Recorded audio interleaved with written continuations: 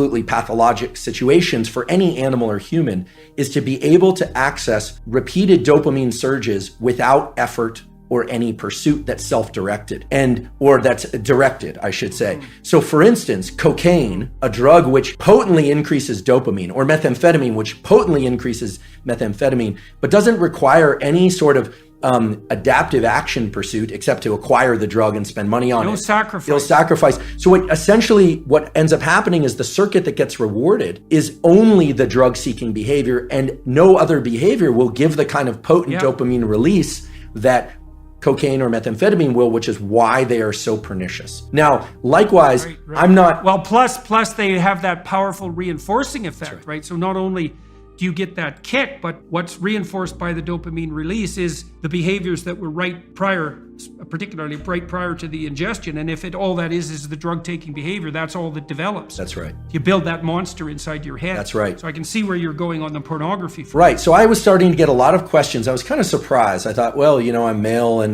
maybe that's why they feel comfortable asking. But people were saying, we're asking about pornography, and they were asking, I realized we want to, I'll just be direct about it. They were asking whether or not masturbation was bad. They were asking whether or not masturbation with ejaculation was particularly bad. And here's my stance on this. I'm a biologist and a neuroscientist, not a psychologist. But what we know for sure is that if an individual repeatedly engages in this circuitry, let's say masturbation and pornography with increasingly potent forms of stimulation that are on a screen, a couple of things happen. First of all, what's being reinforced? What's being reinforced is a high dopaminergic response to watching other people engage in sexual behavior, which is very different than being in a first-person sexual experience. Okay, so right there, that what's being reinforced is not actually any kind of improvement in communication skills. It's voyeurism.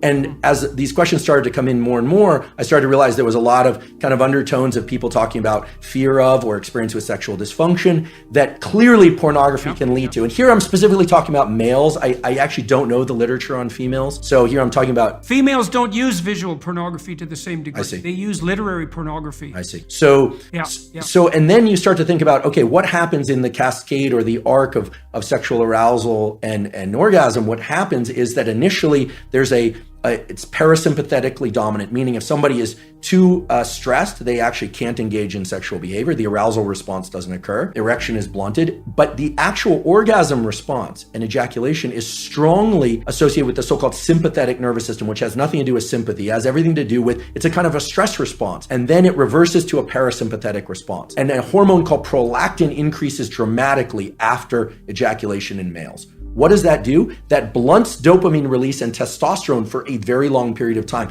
which makes sense if pair bonding and sort of, in our species anywhere, there's this idea that then other molecules would be exchanged with partners, pair bonding, potential for raising mates, etc. Without getting into a huge discussion about that, the point is this: masturbation and pornography are potently tapping into the dopamine system and can undermine the very processes of what I consider healthy processes of finding a mate, dating, communication, eventually, if it's appropriate, sexual interaction, etc. Like it's undermining pair bonding. And pair bonding. So here's a question. If you're seeking sexual release through pornography and you go through the whole cycle and you get a prolactin release, do you bond with yourself? So this is very interesting.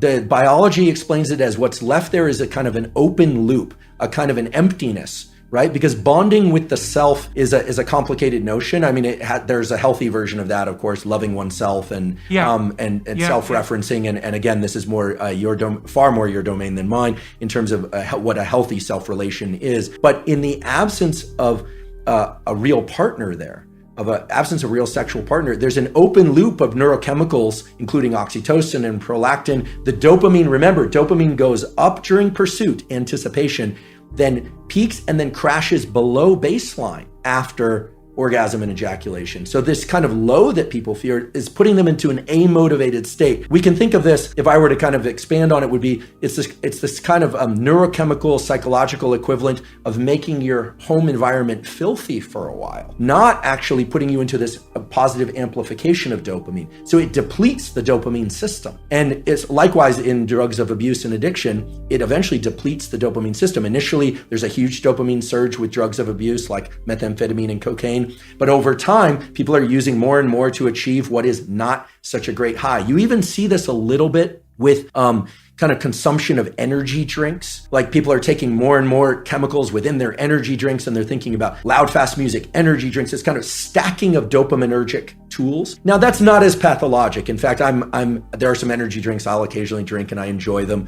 I don't think we need to be entirely afraid of pursuing or engaging in things that release dopamine. Obviously, healthy sexual behavior, food that we love, social engagement, all of these things can be dopaminergic.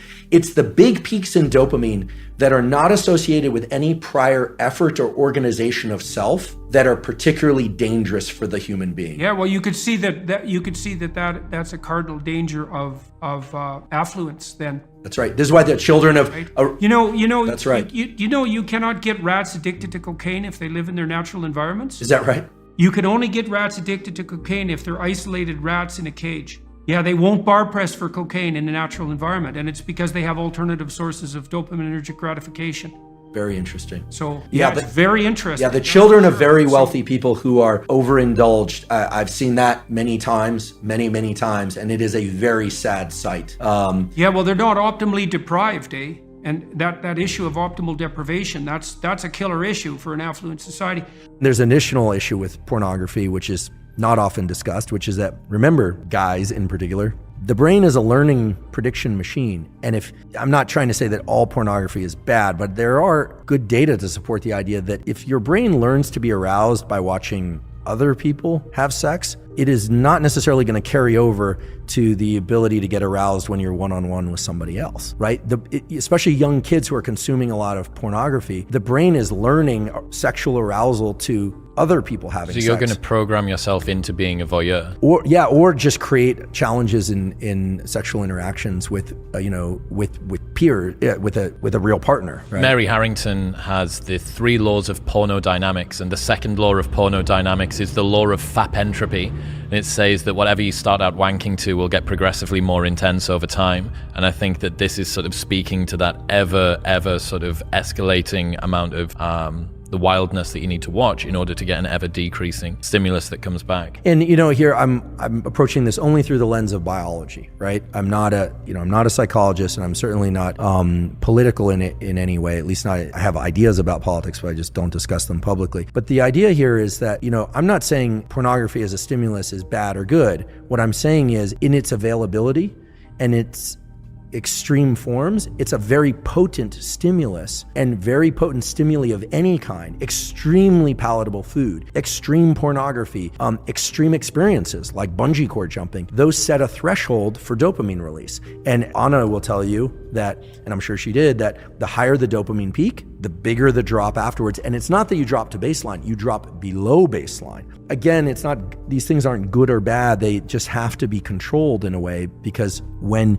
people are pursuing dopamine peaks over and over and over and they aren't getting them, typically it's because they've been pursuing that activity far too often. And you're saying perhaps take a break from that, and there may be an ability for your system to reset. Right. Yeah, I mean, in theory, all the things that we're talking about with pornography could be superimposed onto food, or could be superimposed onto real sex, right? That one also has to be cautious there, right? But the cycling back and forth between dopamine and low dopamine states, dopamine fasting as it were, but maybe just low dopamine states, these are natural rhythms that existed in the nervous system. We have to remember what the dopaminergic system is there for. I'll say it again, I wasn't consulted at the design phase, but we know as a generic form of motivation and pursuit. You can imagine the human or the animal that's hungry or thirsty. It needs energy to go pursue the thing. So the idea that you have to eat in order to get energy, that's true, but you need energy in order to get the thing to eat. So our nervous system has energy also. That's dopamine and epinephrine. Yes, we use glucose and glycogen, etc., when we're pursuing things, but the idea here is you're pursuing something, and then either by smell or by sight,